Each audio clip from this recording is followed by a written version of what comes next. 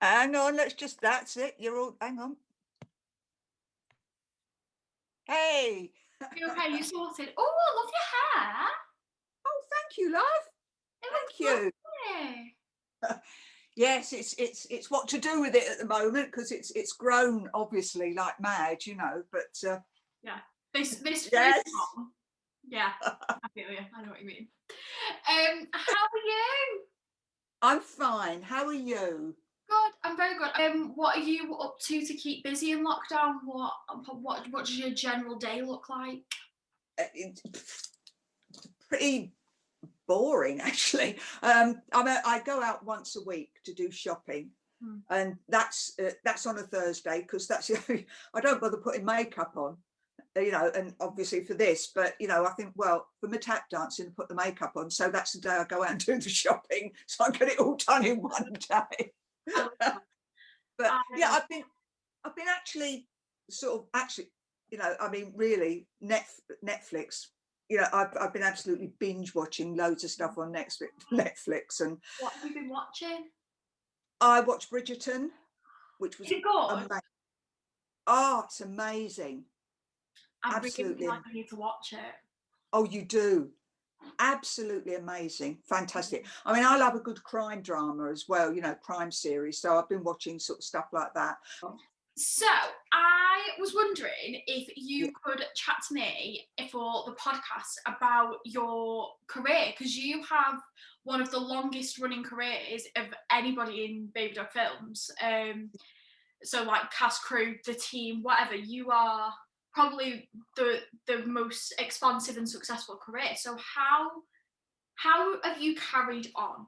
I know a lot of, I mean, I'm feeling it. I've chatted to some of my uni friends, they're feeling it at the minute. How are we ever going to get past lockdown? How are we ever going to get past Corona? When are we, how are we going to carry on? So I was just wondering if you had any advice about that.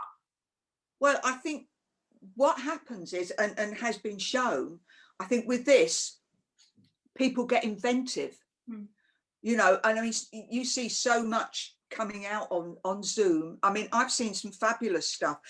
A friend of mine, and sort of a few other actors, every week they were doing really what was like a rehearsed reading, as it were, but they didn't have paper, like me, just sort of there watching the script on the screen, which we can't see. But it's been amazing. Some well-known plays, some new plays. Every week they were doing it, and and they've had to give themselves a break now. And then there was a load of obviously like monologues, which are ideal for this sort of thing. Although I must say, in the end, you do get to think it. Oh God, no, not enough monologue. No. But people have become very inventive, and I think because they've done that, because they've been inventive on Zoom and things like that, I think once stuff starts opening out again, they'll realise that I mean, it's always been that you don't have to actually be in a theatre to perform, and I think now people will be looking for spaces to perform, and and people will be dying to get back to see theatre in whatever form. Whether they hire a I don't know, there's various village hall, anything, which can get people in to see stuff. And I think that will happen because people will be dying to get out there and perform, and people will be wanting to get out and see stuff. So it's just sort of thinking outside the box a little bit, I think. Because it's going to be a while before we can really get back into proper theatres. And you have to sort of go like for the smaller option. Have you ever had anything like this in your career? Like, if you don't mind talking about it, have you ever had like a break like this in your career before? How did you find yourself moving on? Is there ever been anything? No, I mean, the only time was when we had the recession, which is how long ago now? Quite a while. And then all of a sudden, I mean, my agent kept saying to me, "It's absolutely dire." Sort of, there's no work coming in. And what happened then was jobbing actors like me, they didn't get seen, whereas I might have got seen for something. they were going for names because they felt it was the only way to get people in to see what they are able to produce. And it was quite interesting because I can remember watching something on television, and there was a guy, very well-known name, hadn't seen him much on television recently, but he was in, it was a crime thing, and I was watching, and he came in and he and he did a scene, and I thought, oh, I bet he's he might have something to do with this, or he'll be involved in some way. Never saw him again. You thought, this guy, all this, with this really good career, maybe a little bit on the wane, but still a very, a profile person. One scene, boom, gone. And that sort of started during the recession, which was quite a few years ago. And it took a while to actually come back from that. But the aftermath of that is the fact that it is very difficult for jobbing actors to get work. But again, funnily enough, from that into this, it might now be, these jobbing actors who are, are sort of really inventive and trying to get out there, that might, in a weird way, that might help them. Yeah. So would that be your advice then, to kind of, no matter what is happening kind of professionally, like obviously the theatres are shut, there's no cruises, there's no travel, there's nothing, would that be your advice, to just be as inventive as possible, get to where you can get to? Yeah, and still do stuff. I mean, even if you get together and just do a load of play readings on Zoom, even for your own amusement, for your own, just to keep everything ticking over. I mean, it's a bit like people have a book club. You could all sort of between you say, okay, what play, with the amount of people we've got, what play do you think we could have a go at reading? And stuff like that. And I think it keeps everything going.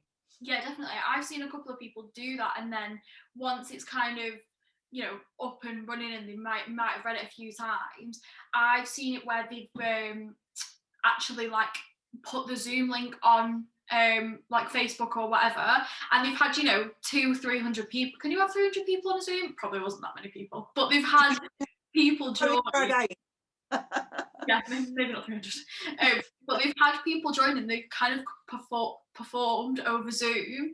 So that's really nice to see that, like you say, like people are kind of getting out there and just doing whatever they can.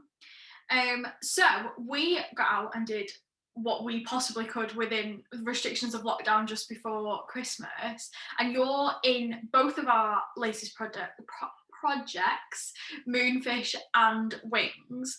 I was wondering if you had any kind of tips, ideas, tricks, anything like that you have kind of picked up along the way when you have a lot of projects going on at once. How do you kind of get in from one to the other, especially if you're playing lots of different characters? Yeah, I mean, it's, as you say, in this instance, it's sort of like two in tandem. It's basically just being totally focused on the one that you are doing, and that the other one just has to go to the side, and then get totally focused on that, because quite apart from anything else, it's different accents usually. And so you've got to get on top of the accent, and then you've got to sort of, once that's done, once you've done that filming, then you just push that aside and just totally concentrate on what you're doing with the other one, because that's the only way you can do it. It can't blend at all. Yeah. Have you ever had projects going on at once that are similar characters that have kind of accidentally crossed over and merged into one? Because that would definitely happen to me. No, actually, it's always just been one thing at a time with me. The only, again, thinking of accents, sometimes if you've used an accent in something and then it's, you've got to do something again, you think, I can use that accent again. So you've already worked on something there. But no, I it's always just been one project at a time. So speaking of Moonfish and Wings, can you, without spoilers, give us a little bit of an introduction to your characters in both? Can you tell us a little bit about what they do, where they come from, what they're about? Right, with Wings, my character Ivy Ivy Murphy, she's sort of the head of the Murphy family, which is very female heavy, actually. She's all her sort of sisters, children, and all that sort of thing, all that generation, they're all Liverpool. But she's come over from Ireland. She's sort of traveller Irish stock, so she's still retained that sort of accent. But also, in amongst that, she's also carried with her, and bearing in mind this is like a supernatural crime thriller. She's there are, especially over in places like Ireland, where you have all this folklore, and you have these folklore things and beings, and she has carried somehow in her blood, and somehow it's been passed on through her to various other members of the family, which hasn't been a good thing. You've got her granddaughter, who is a police inspector, and who is trying to solve this crime of 4 young lads that have been kidnapped, and they don't know where they are. They've got no idea, and it's really getting on top of Rita, her granddaughter. And you've got all the families involved as well, you know, who have lost, you know, whose children have gone missing. So it's really quite a nail-biting crime thriller. Yeah, it sounds amazing, because it's kind of like, sometimes I think when you have, like you say, like crime dramas and supernatural things, and that's generally the focus, whereas I think with Wings there's a lot of, like you say, like it's the historical, like family element of it as well, like you say, like things have been passed down, and I think that's a really interesting element of Wings that you don't really see that often in kind of horror crime.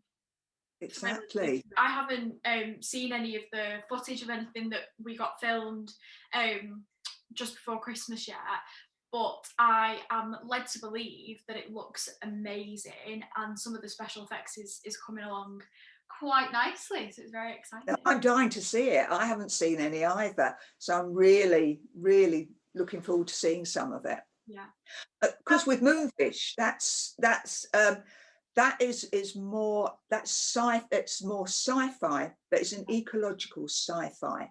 So there's quite a message in there, actually, and and I think it's quite a current, you know, it is very current, because it's what we are doing to our seas and rivers, and what can happen if we're not careful.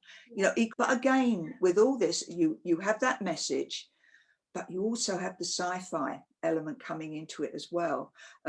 With these, again, it's all these people, they're all on an island, so it's very much an island community, and a lot of them have known all about these things that have been going on in the past, about women sort of years before that have all of a sudden disappeared and gone, and nobody knew where they went. It's that kind of historical element again to it, isn't it, that's kind of in a way to Wings, of this kind of, like you say, like folklore that's like been passed down, and everybody's kind of waiting for it, and it's like kind of been foreshadowed in events that have happened earlier. It's exciting because, like you say, there is it's like a different take on your general sci-fi, horror, crime, whichever. Both Moonfish and Wings have that extra element that do make them a little bit different to kind of the generic horror genre or the generic sci-fi genre. They do. I mean, they're both very original stories. Yeah. You know, you've got the blend of 2 things in each, but they're both really original. I mean, I can't think of anything, you know, that I've seen. Yeah. That, you know, with those blends. Yeah, I'm exactly the same, because you kind of think of, you know, your like big, like say, like ecological, like doomsday nature films, but they're very much about what's happening at the time, like in that present day, aren't they? Whereas with, like say, with Moonfish, it's that waiting, like everybody is kind of expecting this to happen at some point. So it's nice that there's that type of just difference to it. Yes, absolutely. And it's, you know, I mean, there's no holds barred either with it. you know, I mean, it's, look, you know, be careful because this is what can happen. Yeah. You know, really an interesting, you know, an interesting storyline and an interesting subject. It is. It's going to be exciting. Have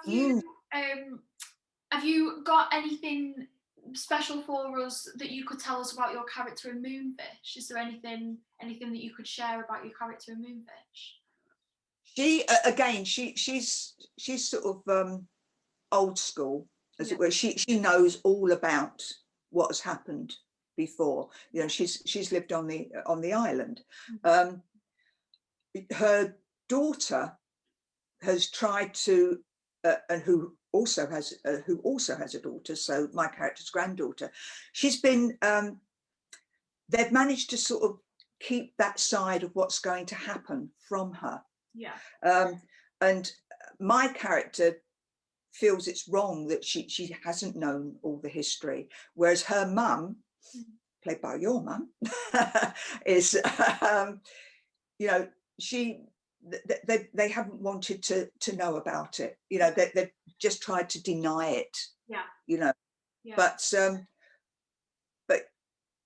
much so that when things start to happen, her mum, my granddaughter's mum, can't really cope with it, whereas my character has been expecting this to happen, although it's, you know, she hates it happening to her granddaughter, but she knows it's going to.